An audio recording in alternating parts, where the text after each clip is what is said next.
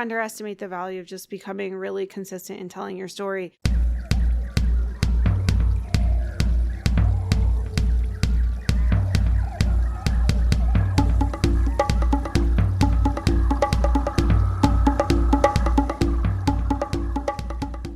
Sweet. Welcome back to the Wild Business Growth. God, that was wacky. Welcome back to the Wild Business Growth Podcast. This is your place to hear from a new entrepreneur every single Wednesday morning who's turning wild ideas into wild growth.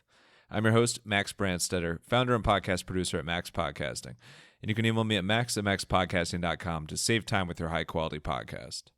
This is episode 276, and today's guest, that's a lot of S sounds, is Liz Giorgi. Liz is the co-founder and CEO of Soona, your same-day photo and video studio that is also virtual. You can do it from your couch. Really, really cool company, a complete creative studio. And in this episode, we talk the Soona story, how to figure out what to post into the world on social media when you are a business owner and you're trying to do like that thought leadership thing, or just be real. I swear that wasn't a be real pun, it just happened. And stories from Liz's early days, at the very early days of Big Ten Network. It is Liz Giorgi, boy. Enjoy the show.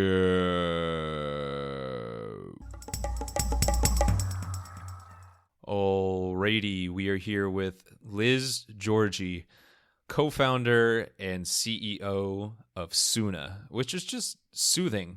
I mean, off the tongue. You did really well with the business name there. Well, thank you. Yeah, of course. And that's really why I wanted you on here, is just to compliment you on the business name. But no, a really, really cool business, virtual photo studio, production studio, doing really, really cool things in the e-commerce space and beyond. Liz, thank you so much for joining. How are you doing today? I'm doing great. Thank you so much for having me. At Soona, we definitely want to make everybody feel happy and like their business is going more easily than it was before. So I'm glad the name is easy to say and easy to absorb. Perfect. Easy to absorb. I mean, that's something that I think SpongeBob SquarePants would be proud of. So you're doing the world proud. But before we get to the soothing Soona story, we have something in common that you probably did not know. We're both huge fans of the Big Ten Network. I don't even know if you're a huge fan. No, I just know that some of your work has been on the Big Ten Network in the past. So you had an earlier part of your career, you were really focused on the video and video editing side of things. What type of content were you working on that ended up seeing the light of the day at the new Big Ten Network? Did you go to a Big Ten school? Is that why you were a Big Ten Network fan? I went to IU, Indiana. Okay. All right. Perfect. That would explain that. I'm a huge SEC fan. I just love the Big Ten Network. No, I'm just kidding. Oh, okay. Wouldn't that be interesting?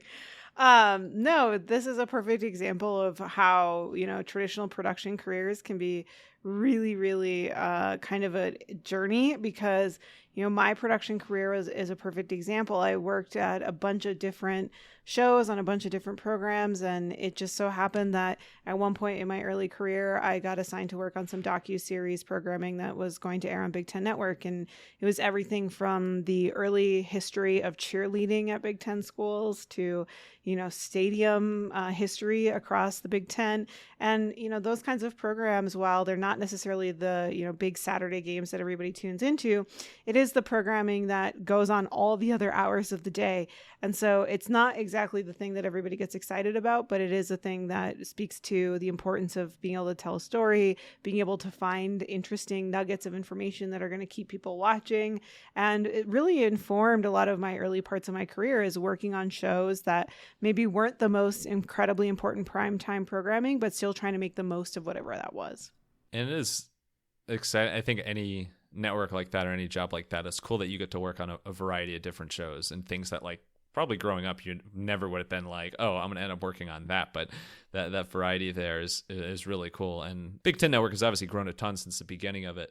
What was it that you were specifically doing?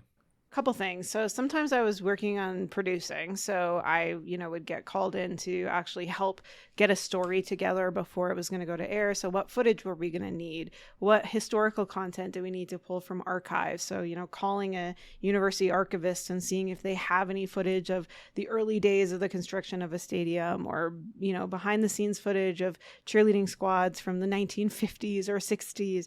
And so that would happen. And then I also worked in the post-production side of things. So I oftentimes would actually edit programming or be somewhere in the editorial process for programming so that we could get it to air. And I did that for a bunch of different stations. One of the things about working in television is it's actually pretty rare to work for a network at the early stages of career. You typically move from gig to gig or from job to job or even season to season. So, if a season of programming changed, I'd go to another show or with another producer to another place. And so it is an interesting thing because I think one of the things that is often, I think, assumed is that people work at stations, but even the anchors on a lot of like sports stations, it's like a contract gig that they just do for some amount of time. So I would take contracts doing a bunch of different things. And another example of a job that I did that was, really instructive to my early career is I worked with PBS on developing content just for their YouTube channel. So I take, cutting room floor footage that didn't work out for television airtime and prepare it to go online. And so these are the kinds of jobs that you take early in a television career to try and make ends meet, but also to learn, to grow, and advance your professional aspirations. And I think you have actually, I'm very confident that you have the first reference of the term archivist in Wild Business Growth podcast history. So thank you for expanding our vocabularies there. I'm glad to be the first. Or thesauri, whatever that word is. But no, that's awesome. So not only did you work with, in the grand scheme at a newer channel, you work with PBS, which has been around for, who knows, more than a few years, I would say. PBS is one of the oldest networks in television, actually. Yeah.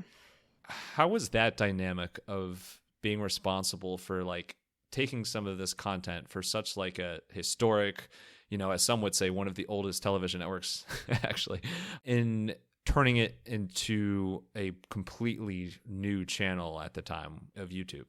Well, there's two things that are actually quite awesome about that task, but also really difficult about that task. So the awesome thing is, in 2000, around the time I was working on that was probably 2008, 2009. So YouTube was relatively new. There was a lot of new exploration of what it was going to mean to, put these kinds of content online. And there was this really fascinating question, I think, emerging for a lot of people in television of like, is online going to compete with appointment programming? Well, we all know now that it's true. Like, appointment programming really doesn't exist for many areas in television outside of sports. But the thing that was exciting about that opportunity, to answer your question, is that I got to see at kind of the precipice of this question emerging in a really historical organization. And I think the leadership at the time was doing a good job of saying, we want to try new things. We don't want to be left behind. And actually today, it's been a really, really long time since I've been working in live television programming, but I think today, all of these major networks have apps and have online programming that you can watch. My daughter watches PBS Kids on an app on our television that isn't live programming. And it just speaks to, early adoption doesn't always mean doing everything all at once. It can mean, evolving over time. And I really did appreciate the opportunity to be part of a legacy organization, trying to be more innovative. It ultimately actually gave me the bug to start my first company, not necessarily that specific gig, but just different jobs that I was doing, and seeing how, the precipice of online media, online content creation was going to continue to emerge. I felt like I want to be part of online content creation more than I wanted to be part of legacy content creation. And that insight would have only happened if I had seen that upfront and personal. It just sounds like you were dead wrong. I mean, no one's online these days. I mean, no one pays any attention to their phone or social media or YouTube or anything. So you really of course, dropped the ball there. I made a massive mistake. No, I think a lot of people, though, at the time were very scared. I will say that. And I think, I remember having conversations with friends who were, working on live news programs and local networks, or, were working in more traditional programming. I had a friend who worked on a lot of reality television shows. And, we would talk about how are these things all going to die? Are our jobs going to disappear? And it's funny because now I think a lot of conversations that we have in content creation online is the same questions are being asked, but now about AI, right? And so I think these questions come up over and over and over again. It's always to me all about this insight of, are you going to continue to be the kind of person that leans into innovation? Are you going to continue to be the kind of person who's willing to try new things? Those are the things that I try to focus on so that I can have, the maximally successful career that hopefully I've had so far and that I will continue to have. So let's get to that massively successful career, which is actually how I was going to describe it exactly. I just can't pronounce it, but we're going to get to soona, but as a precursor to that, so I think a company that you alluded to and the ride you had before soona was Mightier, and really, really cool company there, which you since led it to exit and kind of look past that part of your career, but there's some really, really just an incredible growth story there. What's the biggest thing you learned as an entrepreneur from your Mightier journey? Well, that business was a really interesting experience because I started that business, I'm not joking, simply because I was working on some projects that I kept being asked over and over again, could you help us prepare these ads that we were, ad agencies or big brands were doing for television? They say, we're doing this ad for television. We're going to spend $600,000 on it. And then, we want to put it online. We want people to be able to watch it online. And at the time, this was 2009. There really wasn't a way to easily prepare content for going online. You could upload it to YouTube, but even at that time, we couldn't upload a video to Facebook at that time. You couldn't upload a video. Vimeo was still nascent, relatively new. And so I kind of kept looking at and hearing this question being asked over and over again. And it took a few years, but by 2013, I finally got brave enough to say, okay, I think there's a way that I could actually do this, that I could start a company that focused on converting content and specializing in content that would go online for advertising purposes. And so that's what we did. We were a production company that focused on professional productions for online commercial use. And so, we made ads for some of the biggest brands in the world in the 6 years that I ran that company. We worked with brands like Wells Fargo and United Healthcare and Facebook. And I really learned so much about, first of all, it was my business school. I didn't know anything about a P&L. I didn't know anything about a balance sheet. I didn't know how to run payroll. I didn't know any of those things prior to starting my first company. I learned all of those things on the job. On top of that, I felt so fortunate and so lucky to be able to really learn what it takes to earn customers and to continue to have customers respect and use your business in a repeat way so that your business can grow and sustain. I was a bootstrap founder the first time around, and being a bootstrap founder means you live and die on whether or not your customers are interested in buying the next thing from you. And so I really had a crash course in customer satisfaction. And it's interesting because that company, we grew that company to a few million in annual revenue by the time I sold it. And I was really ready to, try something different by the time that I started preparing it for sale. But the thing that I always tell people is that, bootstrap founders are some of the most hardworking founders in this country. They are the backbone of American small businesses. And I think they don't get enough credit for, how much it really comes down to being able to do it all. Be the boss, be the head of HR, be the customer support line, be the salesperson.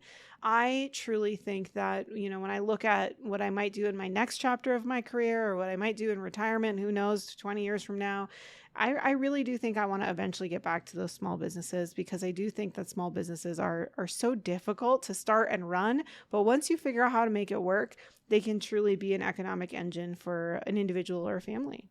It's so true. Like, I think that, like, for example, like I'm somebody who, interviews entrepreneurs every week. And it's like, you don't truly understand entrepreneurship, like how many different hats you have to wear, how many different roles you have to have. That was just saying the same thing, until you do it yourself. And like, finance is something that, like, for me was a big aha moment as well. It's like, oh my God, like there's so, even if no matter how much you study in school and you study business, like nothing prepares you for like all the financial tracking, all the like tax and like estimated payments and like things in that regard. It's like you, I think crash course is a fantastic word because you kind of crash and burn as you're figuring stuff out. And I think that's an awesome part, a daunting but awesome part of any entrepreneurial journey, especially a first one.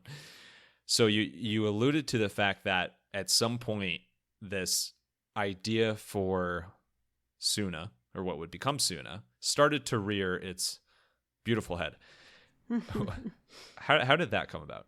It was really an evolution. I was finding, so to get in a time machine and go back to 2018, I was having this really interesting chapter in our business where we were seeing a lot of folks who were starting direct-to-consumer e-commerce stores, specifically on Shopify at the time, coming to my business and saying, hey, we want to run online ads. Can you make an ad for us? And we would say, okay, well, our starting price point is $50,000. Can you afford that? And almost none of them could. And I had this aha moment of, wow, we're turning away customers almost every single day simply because they can't afford the price point. And I started talking to my head of animation in my first company. Her name is Haley. And I kept saying, there's got to be a way to use technology to make content creation more affordable. We're using technology to add it in the cloud, to, create drafts and revisions, to allow our teams to give comments wherever they are. But there has to be a way to make this even more integrated so that we could drive down the cost even more. And she and I really kind of became obsessed with that idea of, how could we help more small businesses? As much as I loved working with big clients, I think there came a point where we said the future is going to be all these smaller businesses and maybe helping them grow and helping them be successful online. And so started preparing the first business to sell it and started planting the foundation of, could we develop a software platform that would make it really easy to have a photo shoot entirely online? And that would reduce a couple things. It would reduce the need to rent a space that all the clients could come to. It would allow us to run multiple photo shoots at one time in one location. It would allow us to reduce the cost of talent because we could use things like marketplaces and do like Uber for models, or we could just book people for the amount of time that we needed them instead of the whole day. And then we started looking at, could we put the photo shoot online in real time so that people could participate in real time and make decisions about what they wanted in real time versus clients all having to take the whole day off and show up on set. And so very quickly, over the course of 2019, we started making progress on our software platform and got really bullish about the idea. And so finally, when an opportunity came up to, really move forward with the business because we got accepted into Techstars, which is a technology accelerator, we decided to lean in and go for it. And so at that point, I asked Haley to officially step down as my head of animation at one company and step up as my co-founder of Soona. And, the insight that we had then, I still think maintains today. Every single thing that we buy online, we buy because of a visual, whether that's the photos we see on Amazon or the videos that we watch on TikTok. Shopping is a visual experience. And yet the creation of those visuals is really slow, really difficult, and oftentimes very expensive for brands. And so Soona aims to make that easy, really affordable, and entirely online so that brands can scale and grow and change and evolve as their business does. How did that conversation go with Haley when you're like, you're fired, also you're hired? Oh, it wasn't so much a you're fired, it's hired. It was like, look, we've got accepted into this Techstars program. I think this is real. I think if a technology accelerator thinks that this is interesting enough to make a small investment in the business, we should take it seriously too. And so it wasn't something that I think she ever imagined for herself. I think she'd say that. She's not the kind of person who is an entrepreneur first and a creative second. I think she's a creative first and an entrepreneur kind of by accident, but has become very entrepreneurial through our collaboration and our work together. I would also say, never underestimate the ability for somebody to surprise themselves. I think once she saw the power of what we were doing and how we could help so many more brands. I mean, if you think about at My Dear, at most, we had 40 customers at one time. Soona today has 19,000 brands on the platform. The ability to help 19,000 people versus 40 it's a really fun opportunity. And I think it's something that she's really motivated by as well. So I don't know. I always think of it as I'm really convincing. And two, I think she always saw the opportunity to help more people. I'm a big fan of that term, entrepreneur by accident. I think some of the best entrepreneur or co-founder journeys are that way, where it's like not necessarily someone looking to start a business. It's someone who keeps going back to this solution to a problem that they just can't stop thinking about. And it's like, let's try this. And then, before you know it, wait, this is my 24/7 pretty much. Yeah. I mean, and it happens sometimes faster than you ever imagined it would. So, I always remind people to be open to opportunities. You never know when the right opportunity is going to show up for you. You mentioned it took a bit of time to build the software for Soona. What was the biggest moment as you were building it that you kind of got over a hurdle on the tech side and you were like, oh, all right, this is we're starting to get towards the vision that I had? One of the biggest things that came up for me was whether or not we could process the images in real time from camera to a browser. And so one of the things that is foundational to the Soona experience is not all that different from joining a virtual room like this one. When you join a virtual photo shoot on the Soona platform, instead of looking at each other, you actually look at your photo shoot, and you as the customer see every single photo and video within 5 seconds of when we shutter on camera. And that's kind of the KPI that we use of can we get it to you within about 5 seconds? So that it always feels really interactive. It feels like you're right there. It feels like you're part of the shoot. We didn't know if we were going to be able to compress the image fast enough, convert it fast enough, and then deliver it into a gallery fast enough that it could be something that our customers could interact with that quickly. But after a lot of work with a few different engineers and then eventually who's now our CTO, Cal, we discovered that there was a multitude of ways to do that, mostly through how we were handling of the asset and how it gets compressed and then delivered to the browser. That was a thing that we really did have to overcome, and honestly is one of the core innovations that sits inside Soona that we think of as one of our pieces of IP. I think another major thing, though, that we had to overcome, and we got helped by accident, was, our product requires that our customer is willing to send us their product for the photo shoot. And, one of the things that would come up very often for people is oh my gosh, I really have to pack it up in a box and send it to you and whatever. And we would say, well, yeah, if you want a photo shoot, you have to do that. But then COVID happened. And all of a sudden, everybody was very much more open to online work. If you think about it, we started working on this product in 2019, went through Techstars Boulder in 2019, launched our beta in the fall of 2019, and then officially launched our product to the public in January of 2020. Well, those first 3 months, we weren't really sure. Was this business going to go? Was it going to be successful? And then March 2020 rolls around, and COVID actually accidentally helped us because it kind of changed people's expectations of work. It changed how people thought about the business. And suddenly this was one of the only ways that you could get a photo shoot accomplished safely. And so we really were benefited by accident as that innovation now supported something that was going on in the real world. It is a wild ride. And that differentiator you mentioned about, the goal of 5 seconds or less in terms of your customers seeing their shoot, that's incredible. I mean, you took what, Domino's promises or used to promise, I don't know, with the 30 minutes or less delivery and kind of put that into hyperspeed, or as Baseball says, you've gone plaid. But that's an incredible experience, and you can just envision it as a brand or as a customer, how much of a game changer that is. When you look across the brands and people that you're working with today, how much of it is kind of the initial idea of that photo shoot aspect versus trying out teaming with you for video production as well, or access to models and talent? Do you have a split at this time? It's interesting. Our business has really evolved, but it's a kind of a perfect pie in certain sense of the word. So I'm a big fan of pie. Yeah, 33% of our business is our marketplace. So it's going to be people booking models, stylists, other professional services that have to do with supporting their content. About 40% of our business is going to be the content itself. So, the photos and videos that are created for our merchants. And then the rest is kind of a mix of other things. So it's our user-generated content providers. It's some of the subscription services that we're now offering. So, Soona just launched a subscription program that allows our merchants to actually access analytics on their content creation. And so that's growing really rapidly. So the business has evolved and changed, but today, we're kind of an even split between those three wedges: the content itself, our professional services marketplace, and then the platform that we provide to brands in order to be more effective with their content creation. And is there a particular area of that like you and the team spend the most effort behind the scenes, like making sure it's, ship shape? I would say I have different general managers or sort of business unit heads for every single part of the business.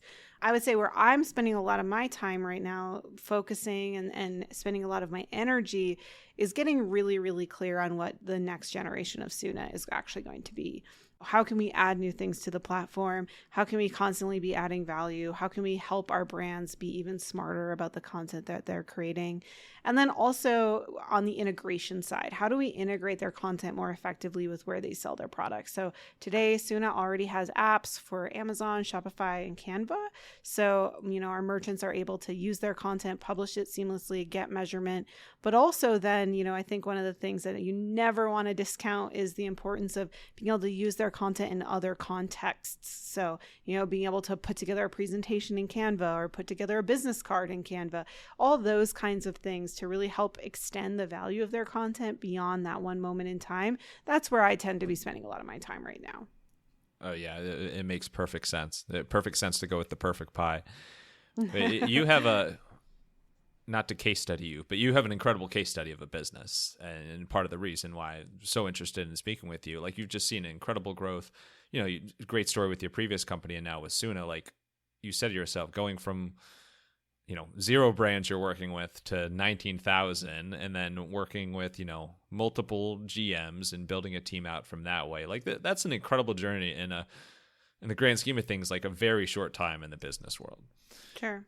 How I just wanted to say that. No, I'm just kidding. No, how what do you think, like in hindsight, is like the single biggest driver that has allowed you to scale at such a great level so far?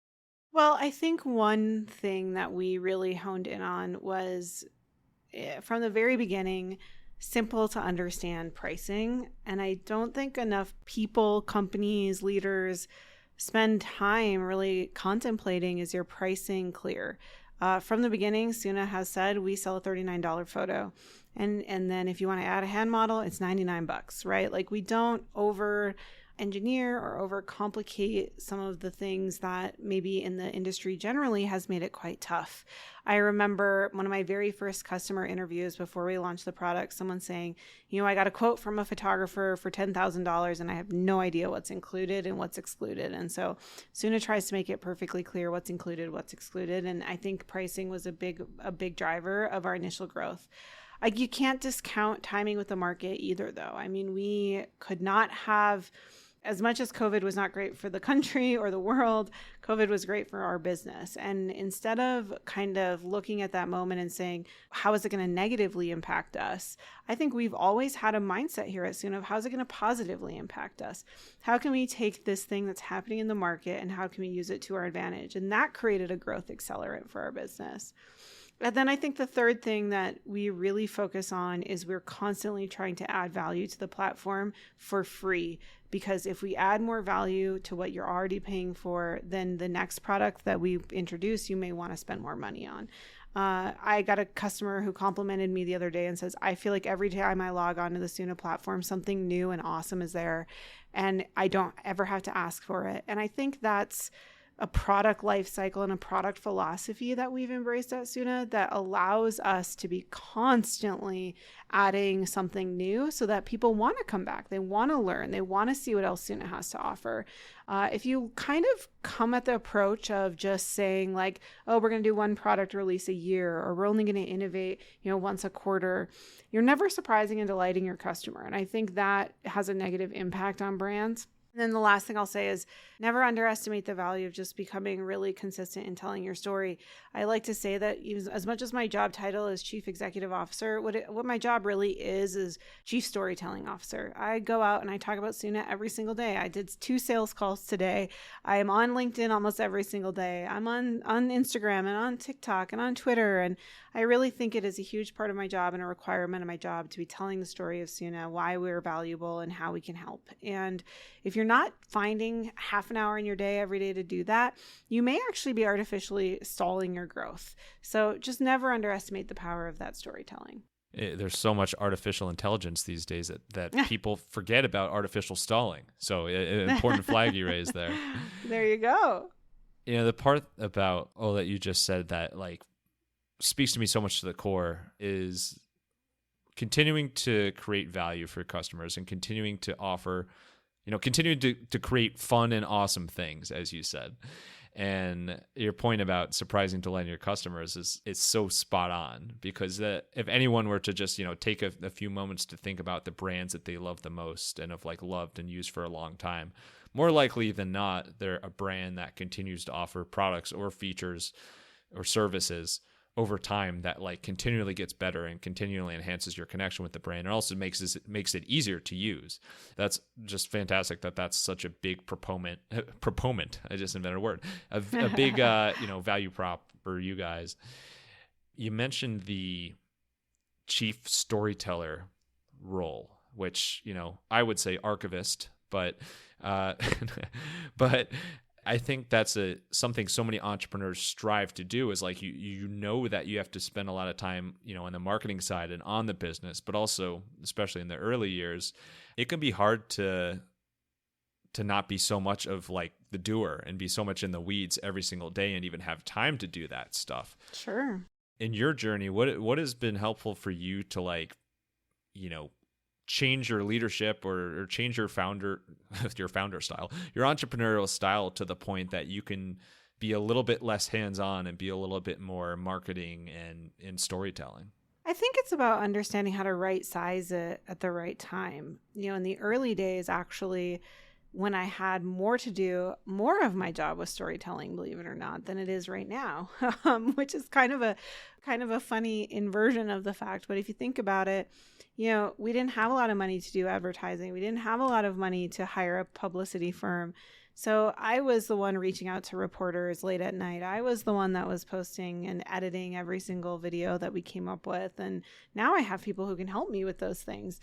So in a strange kind of way, it's to me about right sizing it and putting in the right efforts at the right time. So right now, today, I have a 30-minute block on my calendar every single day that's just for content. And that might be, one LinkedIn post and one tweet today. And then tomorrow it might be that I write my monthly newsletter. And then the next day it might be that I create a TikTok video and an Instagram video, right? But I have that 30 minutes and I'm really intentional about using that 30 minutes.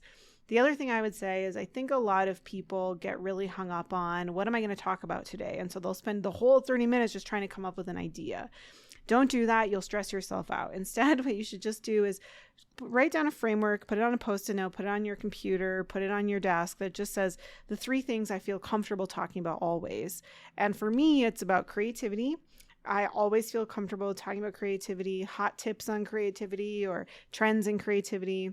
And, others that I can often talk about will be business strategy. And then another that I like to talk about is new products. And so I'll just sort of say, like, what do I want to talk about today? I think today I'll talk about new products. And the next day, maybe I want to talk about, creativity again. Do that same thing for yourself. Instead of trying to come up with a new idea every day, just write, what are 3 things that you always feel comfortable talking about? You could have a conversation about at any moment in time. Write it down, put it on your desk. Because the thing is then when you sit down to write a LinkedIn post, you're not trying to dream something up. You can just say, cool, today I'm going to do something on, business strategy for small businesses. Great. What's the strategy going to be today? And that really reduces the pressure, reduces the expectation, and makes it more of an automation for your brain as opposed to something you have to invent every time. And then the other thing too is follow what works. I found out really, really early on my Twitter account, for example, that people just loved hearing the kinds of questions that I would approach in my pitches. How did I structure a pitch? What were the things that I like to hit on? What did I like to delete? Those tweets would go super viral. And so I would do more of them. Follow what works on a platform. Don't always try to be novel every time. It's okay to repeat things. It's okay to follow something that's working and do it again and again and again.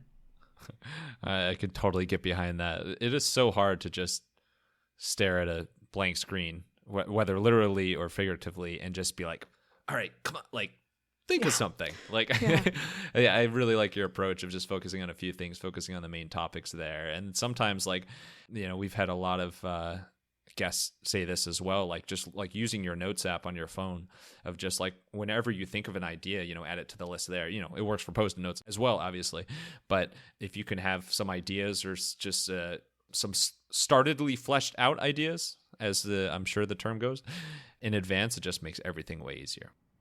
Yeah, reduce the brain strain is what I like to say. What a rhyme. And here's something that doesn't rhyme, but is still just as enjoyable as a good rhyme. The Wild Business Growth Podcast is on YouTube. Now, we've been on YouTube for a while at the time of this recording, but we are finally releasing full video... releasing slip-ups like that. We're releasing full video interviews, never before seen videos with wild entrepreneurs like Liz. You can check it out and make sure to hit subscribe on YouTube at Max Brandstetter. I'm just going to mess with you. You have to Google how to spell Brandstetter, but or you could YouTube it. But YouTube at Max Brandstetter. Now, let's continue this incredible streak of rhymes.